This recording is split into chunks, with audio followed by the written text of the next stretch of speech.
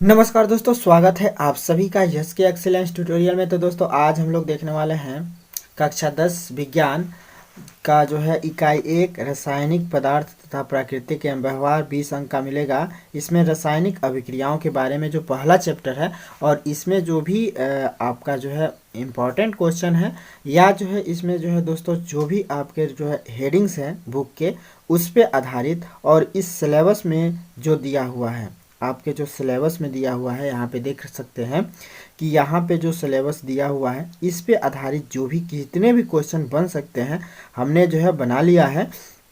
और इन सभी जो है टॉपिक पे जो भी क्वेश्चन आप लोगों को जो है चाहिए वह जो है सारा क्वेश्चन हमने जो है नोट बना लिया है और उस नोट को देखते हैं, क्योंकि दोस्तों इसी टॉपिक पे जो है आपको जो है सवाल पूछे जाते हैं। इस टॉपिक से बाहर जो है आप लोगों को जो है सवाल नहीं पूछे जाएंगे। तो इस पे जो है जो भी आपको हेडिंग दिया गया है और जो भी इसके अंतर्गत क्वेश्चन आएंगे, जो भी क्वेश्चन बनेंगे उन सबको हमने जो है इकट्ठा कर लिया है। और प्लस में जो आपके बुक्स हैं उस बुक्स में जो भी हेडिंग है, ठीक है ना, उन हेडिंग पे आधारित जो भी क्वेश्चन है उसको जो है हमने नोट बना लिया है।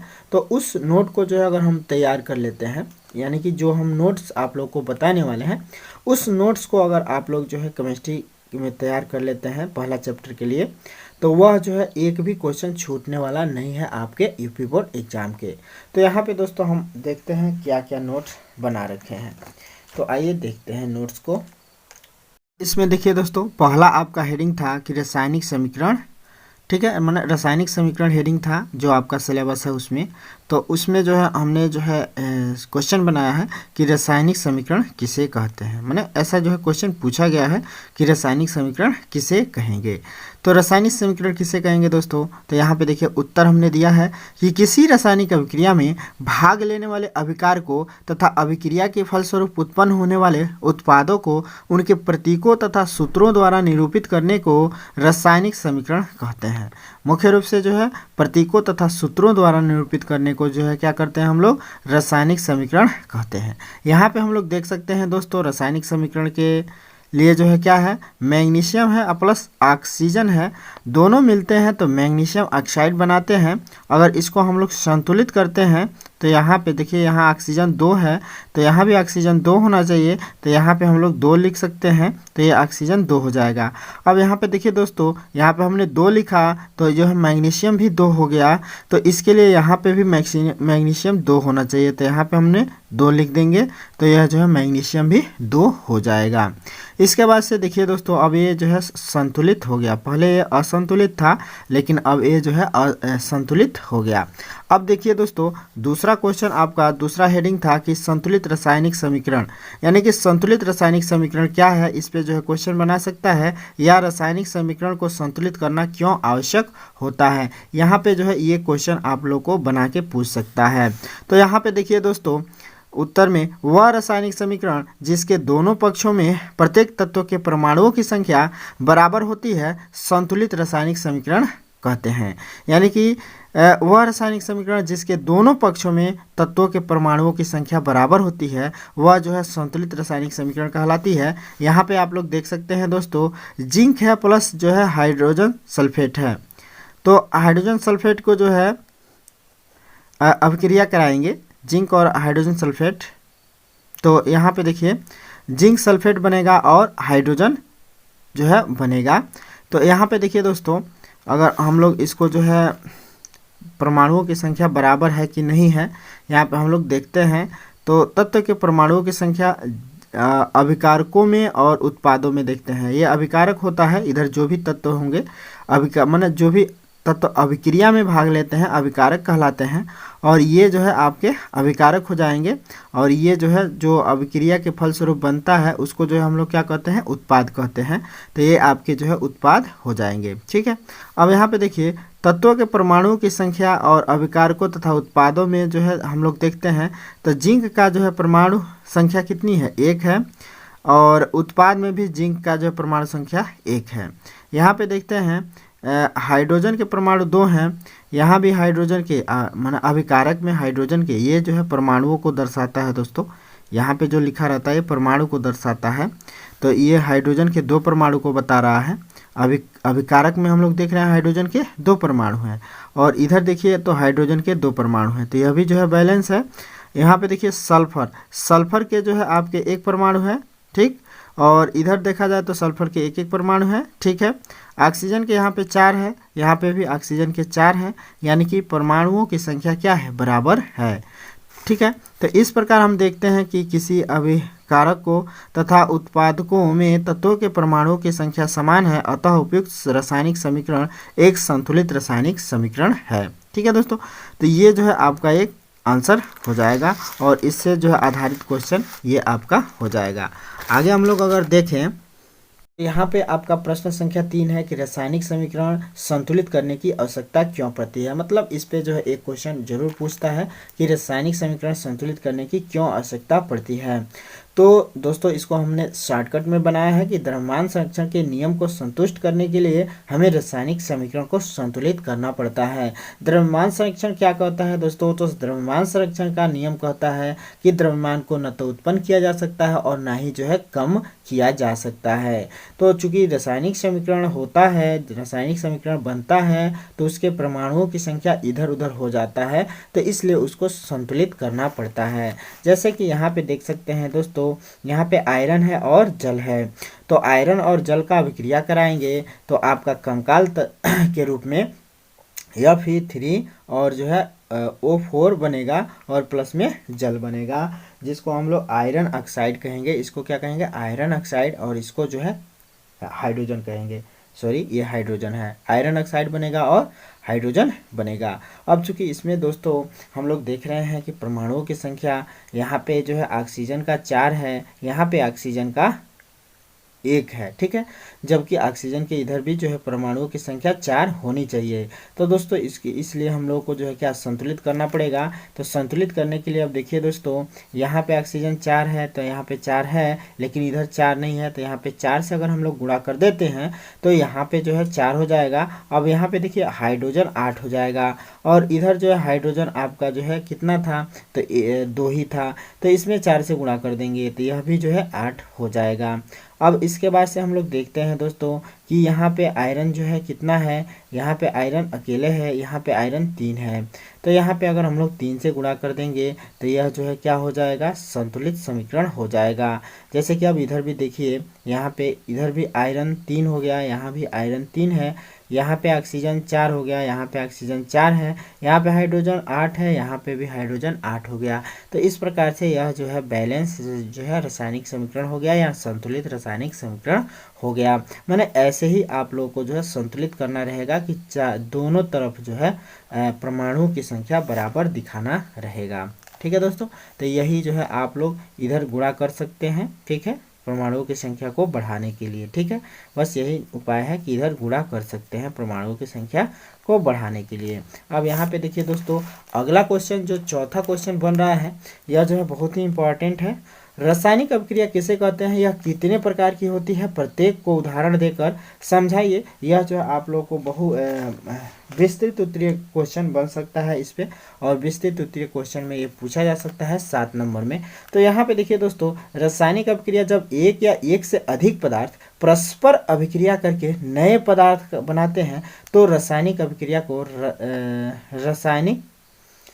तो इस अभिक्रिया को हम लोग क्या कहते हैं, तो ऐसी अभिक्रिया को रासायनिक अभिक्रिया कहते हैं। तो ऐसी अभिक्रिया को हम लोग क्या कहेंगे, रासायनिक अभिक्रिया कहते हैं। यहाँ पे दोस्तों देखिए कि जो है Mg प्लस जो है HCl है, Mg प्लस HCl का मतलब हुआ कि मैग्नीशियम प्लस हाइड्रोजन हाइड्रोक्लोरिक अम्ल। तो मैग्नीशियम प्लस हाइड्रोक्लोरिक अम्ल का जब अभिक्रिया कराते हैं तो जो है क्या बनता है, मैग्नीशियम Mg होता है ना, Mg प्लस जो है क्लोरीन MgCl2 बनेगा। MgCl2 का मतलब मैग्नीशियम क्लोराइड बन जाएगा, और हाइड्रोजन जो है हाइड्रोजन निष्कासित होगा, यानी कि ऊपर ये गैस के रूप में जो है ऊपर जाएगा, ठीक है। तो यहाँ पे देखिए यह एक जो है क्या हो गया, तो रासायनिक अभिक्रिया हो गया। जैसे कि मैग्नीशियम और हाइड्रोक्लोरिक अम्ल को जो है हम लोग मिलाएंगे तो जो है मैग्नीशियम क्लोराइड और जो है क्या बनता है, जल बन जाता है। तो यह एक जो है रासायनिक अभिक्रिया हो गया। इधर वाले तत्वों को जो है क्या कहेंगे, उत्पाद कहेंगे, और इधर वाले को जो हम लोग क्या कहते हैं, अभिकारक कहते हैं। और इनके दोनों के बीच में जो है एक एरो का जो है निशान बनाया जाता है, यहाँ पे जो है इसके डिस्क्रिप्शन को लिखा जाता है। आगे के क्वेश्चन को हम लोग देखते हैं। अब यहाँ पे देख सकते हैं दोस्तों कि इस पे क्या क्वेश्चन बन सकता है।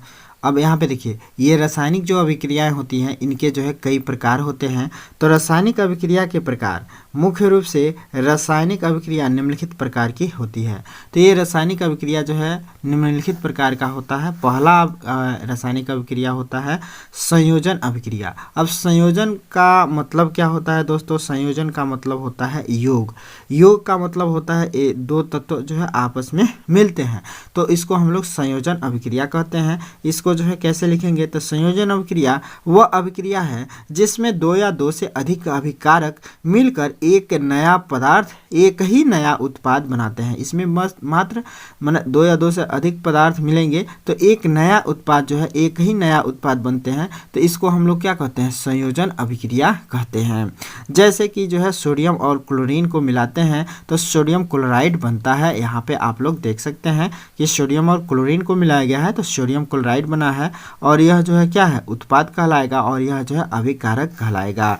या यहाँ पे देख सकते हैं बिना बुझा हुआ चूना है कैल्शियम ऑक्साइड और प्लस जल, तो कैल्शियम ऑक्साइड प्लस जल मिलता है तो बुझा हुआ चूना बनता है कैल्शियम हाइड्रोक्साइड, और प्लस में ऊष्मा निष्कासित होती है दोस्तों। अब इसके बाद से देखिए दूसरा हेडिंग आपका आ जाएगा, दूसरा माने रासायनिक अभिक्रिया वियोजन अभिक्रिया होता है। तो दूसरा रासायनिक अभिक्रिया वियोजन अभिक्रिया है। तो वियोजन अभिक्रिया वह रासायनिक अभिक्रिया है जिसमें कोई यौगिक अपने अवयवी तत्वों में वियोजित हो जाता है, या वियोजन अभिक्रिया कहलाता है। अवयवी का मतलब अपने जो है अपने अपने तत्वों में अपने अलग अलग जो है पार्ट में विभाजित हो जाता है। अवयव का मतलब जिससे वह जो है मिलकर बना होता है और वह जो है अलग हो जाता है, इसको वियोजन, वियोजन का मतलब होता है बिछड़ना। ठीक है, तो वियोजन का मतलब बिछड़ना, यानी कि दो तत्व, एक तत्व जो है क्या होता, एक तत्व जो बना होता है वह जो है दो तत्वों में जो है वियोजित हो जाता है, टूट जाता है। तो इसको हम लोग क्या कहते हैं, वियोजन अभिक्रिया कहते हैं। अब देखिए दोस्तों, वियोजन अभिक्रिया दो तरह का होता है, ऊष्मीय वियोजन और जो है क्या होता है, ऊष्मीय वियोजन और विद्युत वियोजन। तो ऊष्मीय वियोजन को हम लोग देखते हैं दोस्तों।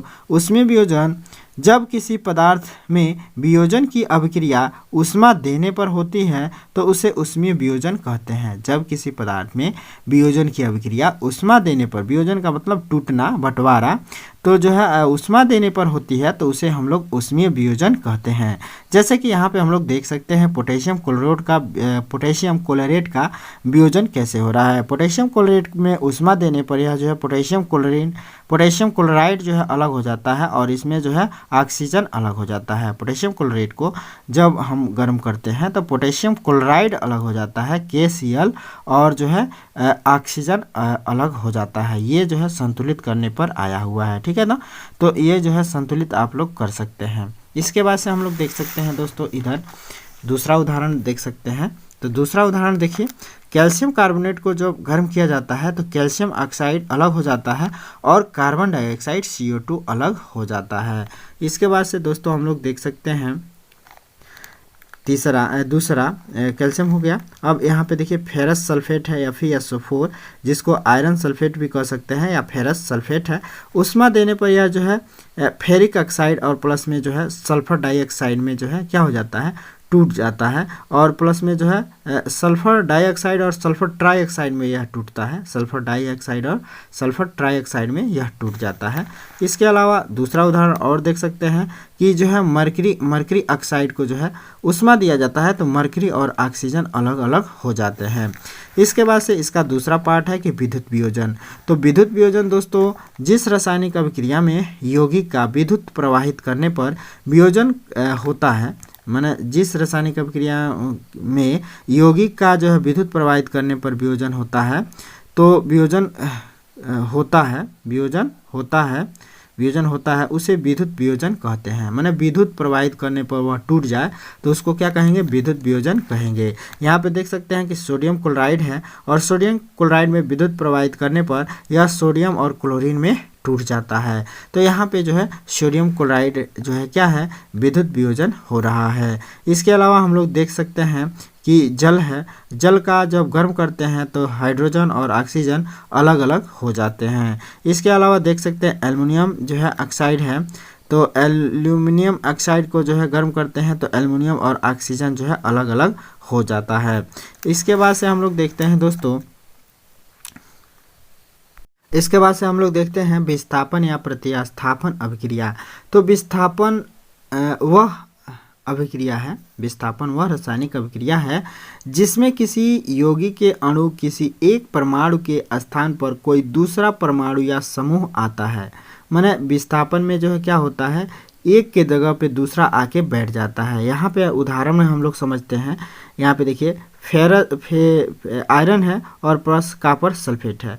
तो आयरन और कॉपर सल्फेट में देखिए ये आयरन जो है इसको कॉपर को हटा देगा, कॉपर यहाँ पे देखिए इधर आ जाएगा और यह जो है आयरन जो है कॉपर के जगह पे यहाँ पे बैठ जा रहा है। ठीक है, तो इसको हम लोग जो है कहते हैं विस्थापन, यानी कि यह विस्थापित कर दे रहा है, यह इसको धक्का मार रहा है, यहाँ पे आ जा रहा है और यह इसके जगह पे बैठ जा रहा है। तो इसको हम लोग जो है विस्थापन अभिक्रिया कहते हैं। यह जो है फेरस सल्फेट है और यह कॉपर निष्कासित हो जाता है, अवक्षेप बन जाता है। ठीक है, तो यहाँ पे जो हम लोग देख सकते हैं कि विस्थापन अभिक्रिया हो रहा है। इसी तरह से यहाँ पे देखिए मैग्नीशियम क्लोराइड है, मैग्नीशियम क्लोराइड में मैग्नीशियम कॉपर को जो है कॉपर क्लोराइड, क्यूप्रिक क्लोराइड इसको कहते हैं, मैग्नीशियम प्लस क्यूप्रिक क्लोराइड है।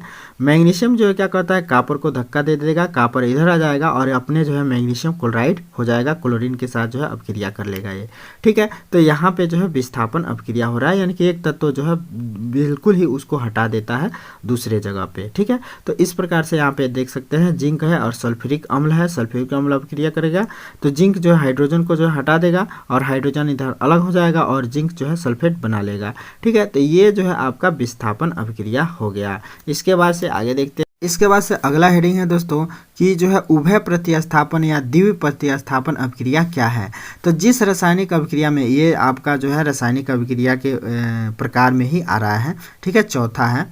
तो उभय प्रतिस्थापन या द्वि प्रतिस्थापन अभिक्रिया क्या है, तो जिस रासायनिक अभिक्रिया में यौगिकों के आयनों की जो है अदला बदली होती है, आयनों या परमाणुओं की जो अदला बदली हो जाती है तथा नए यौगिक जो है बनते हैं, वह जो है उभय प्रतिस्थापन या जो है द्वि प्रतिस्थापन अभिक्रिया कहलाती है। उभय प्रतिस्थापन अभिक्रिया या जो है द्वि लिखना जो है छोड़ दिए हैं हम, उभय प्रतिस्थापन अभिक्रिया या द्वि प्रतिस्थापन अभिक्रिया कहलाती है। ठीक है, यहाँ पे हम लोग देख सकते हैं कि उभय या द्वि प्रतिस्थापन अभिक्रिया क्या है।